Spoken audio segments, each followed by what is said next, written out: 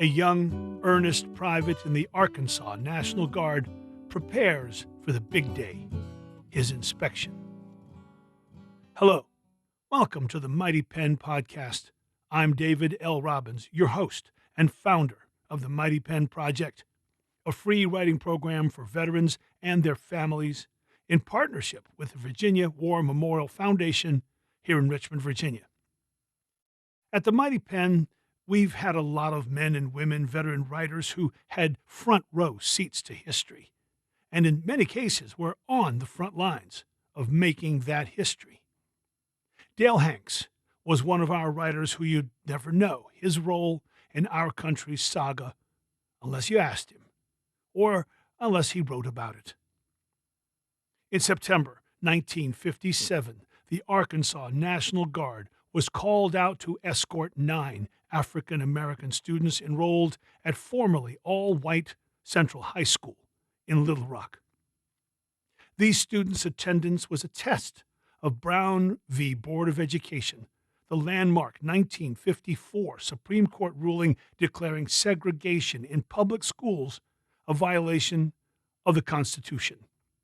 Dale Hanks commanded one of the units which escorted the Little Rock 9 into that high school for a month. Dale, who's passed away, once told me he thought he knew every cuss word until he met the good folks of Little Rock. Here at the Mighty Pen, we don't publish a lot of fiction. Our writers, as you may have noticed in our podcasts and our archive, tend to focus on autobiography, their own powerful stories of service in the many uniforms of America's military. But we decided to include this one piece of fiction, The Inspection by Dale Hanks, because it's timeless, it's hilarious, and Dale wrote it. Let's listen to The Inspection by Dale Hanks. Afterward, there'll be a moment of silence, during which I hope you'll take the moment to recall the men and women you've known who've gone on now, but who showed us by deeds like Dale and the young people he helped protect as they stepped into the American future, what it means to stride forward when duty and history call. Let's listen to The Inspection, read by Daniel Moore. Aloistic ambiguous Dixon is fully awake at 0400. He heads for the bathroom and splashes cold water over his eyes to erase the cobwebs. He's got to be sharp today. Colonel Robert E. Lee Winston, the 4th Army Inspector from Fort Hood, Texas, is coming to town. In exactly 16 hours, Private First Class Dixon will stand at attention in the Paragould, Arkansas National Guard Armory and be micro-scrutinized by this eagle-eyed colonel, a man said to be obsessed with brass insignia.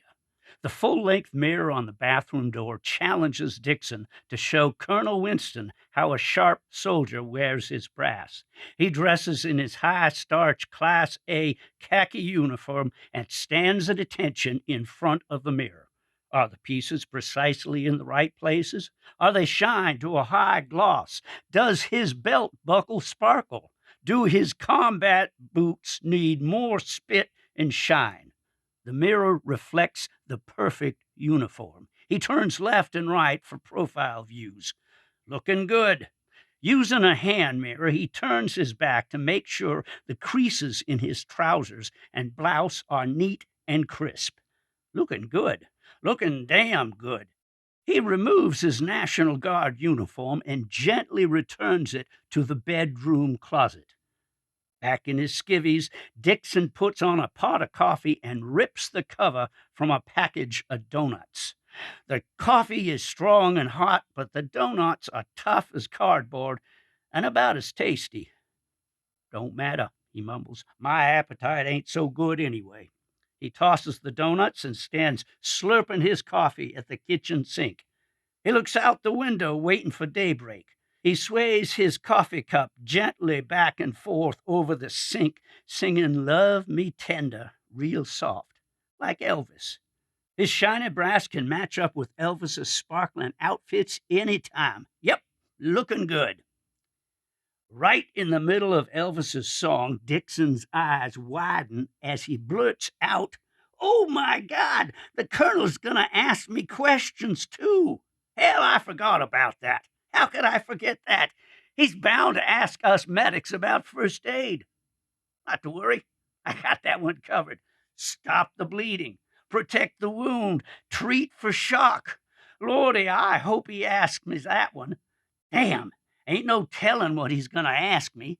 What if he asks me to recite general orders? I never could remember that one. Oh my God, I hope he don't ask that one. Crap, this is awful. I gotta get out of here, get my mind on something else. May as well head on down to the shop, get to work, settle my nerves, and stop sweating all this stuff. Dixon dresses in his other uniform, navy blue coveralls with the name Bubba's Body and Fender Shop on the back. His left front pocket at heart level is adorned with the name A. Dixon. Bubba rolls his eyes and shakes his head in disbelief every time he thinks of the name aloistic ambiguous. Craziest damn name he ever heard of. In the job interview, Dixon had told Bubba, "Don't blame me, it's my daddy's idea. He thinks a fancy name like that'll help me in life. Daddy says that ambiguous is Latin for a big man, meaning a big body and big brains, you know? Biguous." "Well, that's too much for me to process," Bubba said. "I'm going to hire you anyway and call you Double A. Yeah, you know, like the batteries." The name sticks. Double A Dixon. Double A finishes his coffee and heads out for work. He's thinking hard. Maybe when I get to pounding them fenders on that Ford Crown Victoria police cruiser, it'll get my mind off the inspection for a while. Settle me down, calm my nerves. He gets to the shop before Bubba and leans against a customer's pickup in the gravel parking lot to enjoy a smoke. A Camel, no filter. He takes a deep draw and exhales through his nose. Damn, this is good. Would I walk a mile for one of these things? Hell no. Well, maybe if push comes to shove. Damn, I wish Bubba would get off his ass and get on down here. Double A is finishing his smoke and flips the still lit butsy on the gravel as Bubba drives up. Double A suddenly remembers his army training and retrieves the butsy. He wipes the lit end off with his fingers and field strips what's left of the cigarette. Tobacco flutters to the ground. He rolls the paper into a tiny ball and puts it into his pocket like a sharp soldier should. Bubba opens the shop. Double A picks up his hammering tools and gets to work on the police cruiser. Some dumbass rookie chasing a couple of teenagers for marijuana possession crashes the damn thing. "I'm glad they got away," Double A says to himself. "I hope they fire that no-count rookie cop." Double A pounds away on the left front fender. Pounded metal brings his favorite John Philip Sousa's march to mind. Oh, the monkey wrapped his tail around the flagpole, la-ti-da, la-ti-da. Wham! He is humming Sousa and grinning like Cousin Otis's mule eating briars. Sporadically, he breaks into Sousa with a fierce "yeah" as the hammer smashes metal. When he wields that 4-pound hammer, he is, by God, in charge, and don't you forget it. Hammering the hell out of a busted car body levels the playing field in his contest with Colonel Winston. And when Geraldine pisses him off, he feels better after slamming the crap out of what's left of busted windshields. God, he loves the sparkle of pulverized glass particles flying through the air. He swings a 3-foot crowbar like a baseball bat. He pretends to be Stan Musial, the greatest slugger for the St. Louis Cardinals. Wham! Take that, Geraldine. Cut me off for a whole month just 'cause I was dancing too close to Zona Faye Claxton at the Moose Lodge. What the hell? Ain't no big deal. With tits like Zona Faye's got, you can't get that close anyway. Damn, Geraldine, a whole month. Bam! The windshield is finished. Double A is thinking serious now. Oh my God, what if Colonel Winston's wife has cut him off too, leaving him in a bad mood? Who knows? It can happen to anybody, any time. It's Murphy's Law. If a thing can go bad, it will, and at the worst possible time. And what could be the worst possible time than tonight for the inspecting officer to be in a bad mood? Just my luck, damn it. Murphy don't bullshit you. Mrs. Winston has cut the colonel off at the worst possible time. I know it, deep in my bones, I know it. To hell with you, Mrs. Winston, old bitch. Jesus, Murphy is really after Double A's ass now. He can feel it. The law is watching his every move, waiting to grab him by the balls at the worst possible time. What if my truck won't start when I head out to the armory tonight? Some bitch is acting up lately. Even if it starts, a black cat is bound to run across the road just before I reach the armory. I can see the little scumbag now, spewing out a vapor trail of bad luck right in front of my path. Man, I don't know diddly squat about all them new terms the instructors keep throwing around. Stuff like jungle warfare, insurgency, guerrillas, napalm, Agent Orange. Never heard of such stuff. If the colonel asks me about that crap, I'm done for. Hey, wait a minute. I do understand jungles and guerrillas, but he probably won't ask me about that. He'll ask me about insurgency, whatever the hell that is, and Vietnam, wherever in the hell that is. The battery officers all been talking about Vietnam. Vietnam ever since we outshot the regular army troops with our 155s last summer at Fort Sill.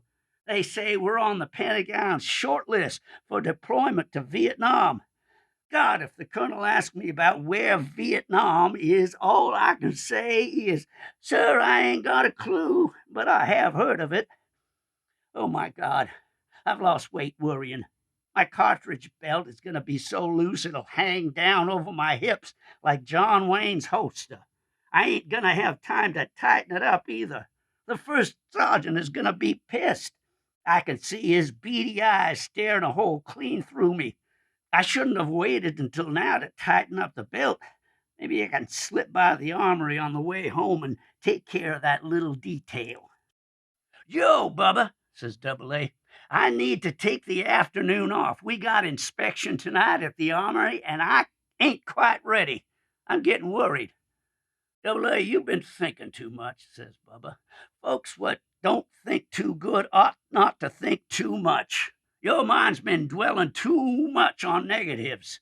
Geraldine says you worry too much, too. Says you're a pessimist. Says if you don't get that stupid inspection over with soon, you're going to worry yourself to an early grave.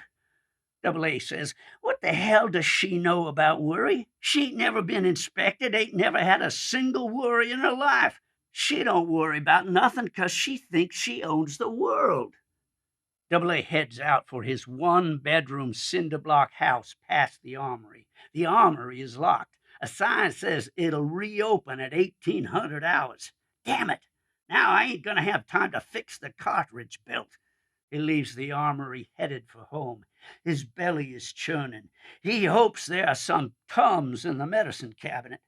With the luck he's having, though, there probably ain't none left. He pulls into the gravel driveway and parks his pickup under his prized Sears special galvanized carport. He walks quickly to the bathroom. Damn it, he's right. Ain't no Tums left.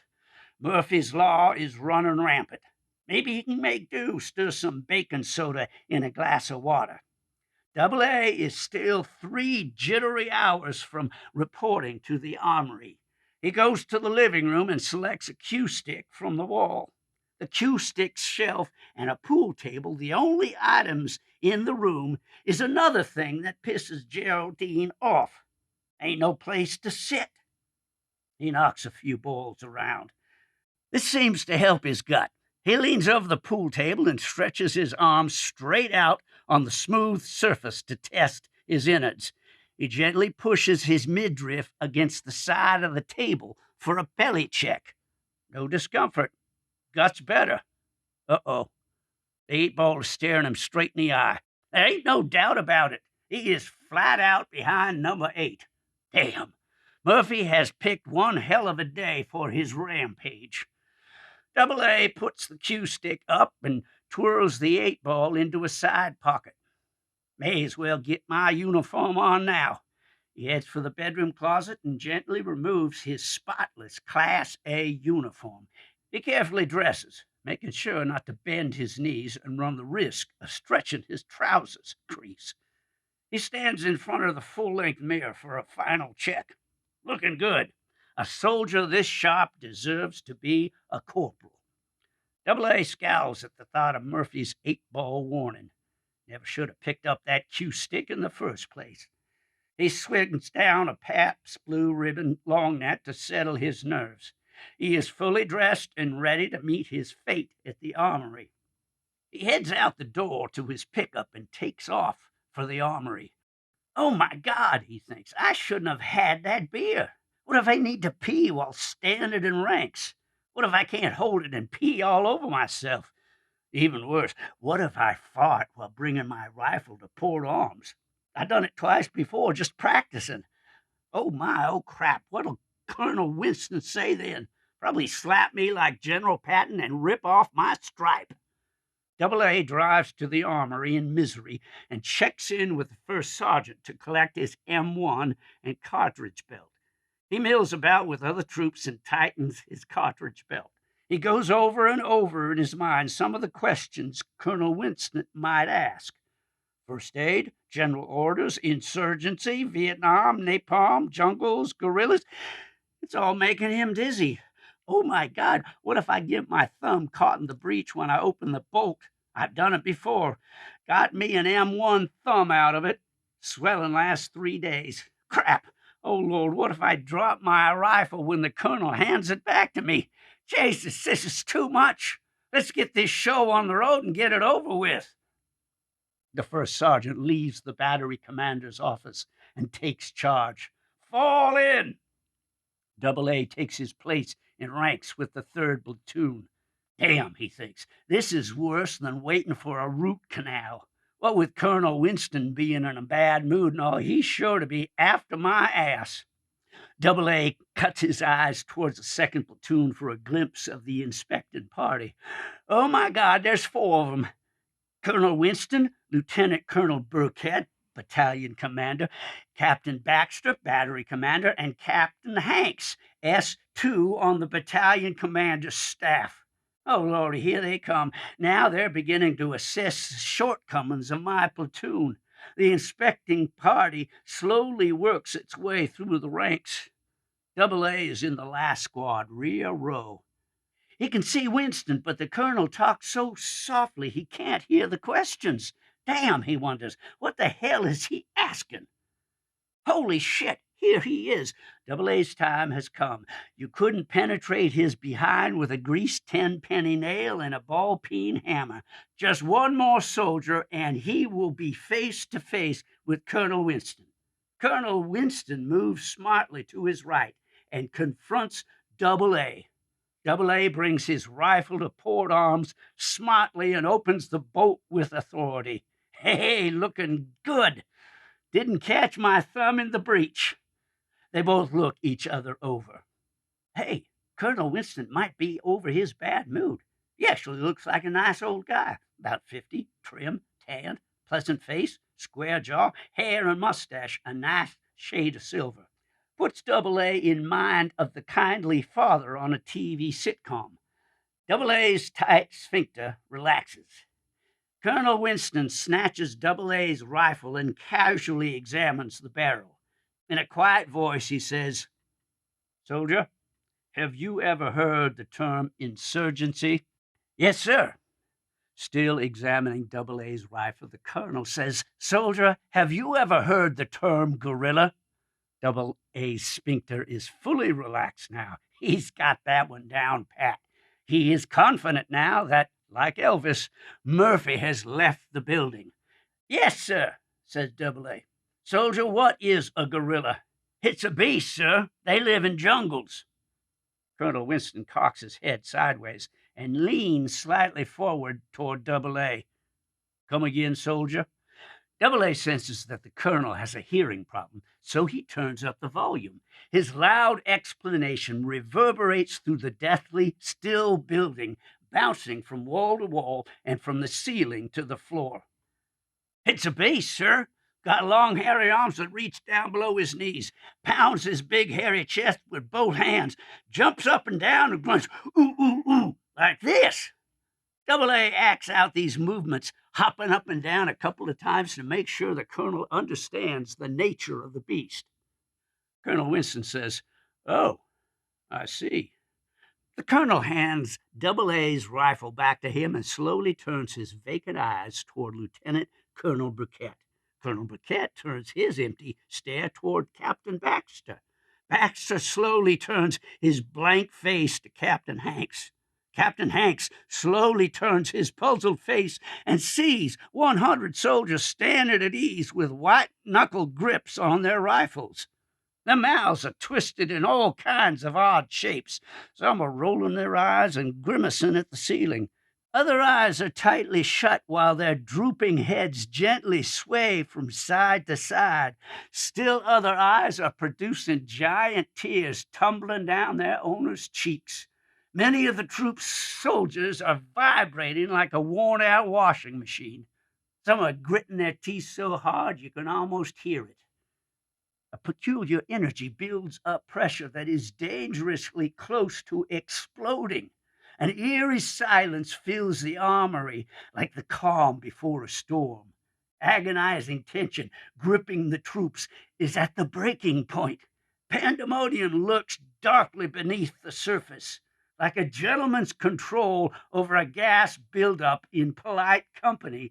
The thunderous force trapped inside the troops is suppressed only by superior discipline and silent prayer. Colonel Winston moves quickly to the next soldier, but he asks no questions.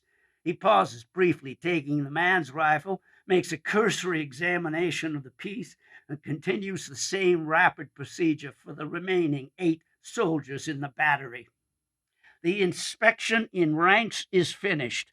Lieutenant Colonel Burkett says to Captain Baxter, "You might want to have a word with Dixon." "Yes, sir." Baxter turns to the first sergeant. "Sergeant, get Dixon in my office on the double." "Yes, sir." The first sergeant grabs Double A as the rest of the men head out for the rear parking lot, whooping and hollering like school is out for summer. The lot is filled with cigarette smoke and raucous laughter. Some of the men are doubled over, holding their bellies and shaking their heads from side to side. Others are reared back, facing the full moon and howling like lost coonhounds. One soldier from Double A's squad is in a grassy spot, flat on his back, screaming with his arms and legs, stabbing violently at the sky. Gradually, the noise subsides for a bit. Then the men look at one another and pandemonium breaks out again.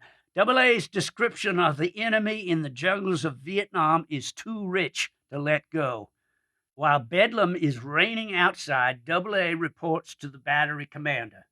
"You wanted to see me, sir?" Captain Baxter gets straight to the point. "Dixon, what's this crap about goddamn guerrillas?" "Sir, I don't know what you're talking about." "I'm talking about this goddamn guerrilla garbage. Dixon, if bullshit was butter, you'd never have to churn. You sound like a bullshit salesman with a mouth full of samples." "I'm sorry, sir, I don't follow you." After a deep silence, the terrible truth stabs the battery commander straight in his gut.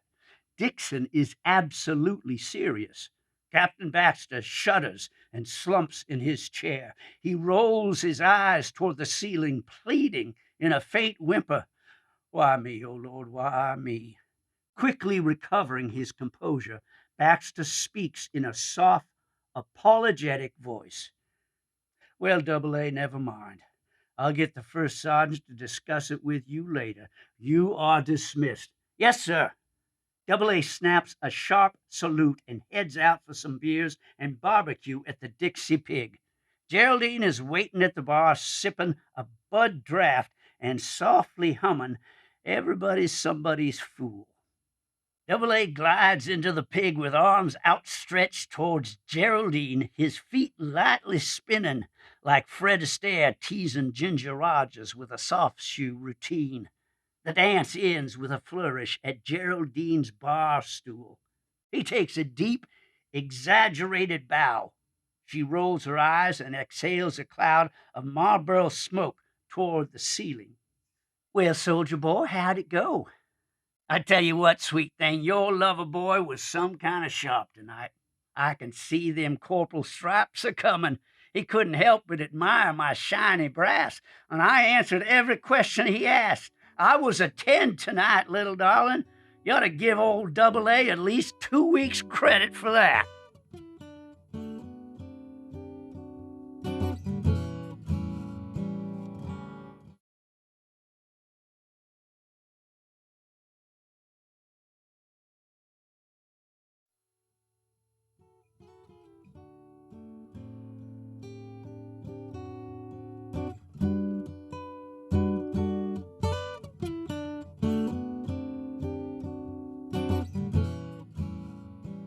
Thank you. The Mighty Pen is a free writing program for military veterans and their families offered by the Virginia War Memorial Foundation, a 501c3 nonprofit. If you'd like to learn more about the Mighty Pen or just send us your thoughts, email us at mpodcast@vawarmemorial.org or use the link in the podcast description. If you're a veteran or a family member of a serviceman or woman listening to this podcast anywhere in America and you want to learn how to best write and tell your own powerful stories, you can sign up for one of our Mighty Pen writing workshops on Zoom. If you want to read today's piece and many more, use the link to go to the Mighty Pen archive. If you enjoy this podcast, please share it. Music for this episode was provided by Jackson Albrecht. Lastly, if you'd like to support the Mighty Pen's efforts to record and preserve these stories of service, adventure, and sacrifice, follow the charitable donation link in the podcast description. I'm David L. Robbins, and I want to thank you for listening to the Mighty Pen podcast. It's an honor.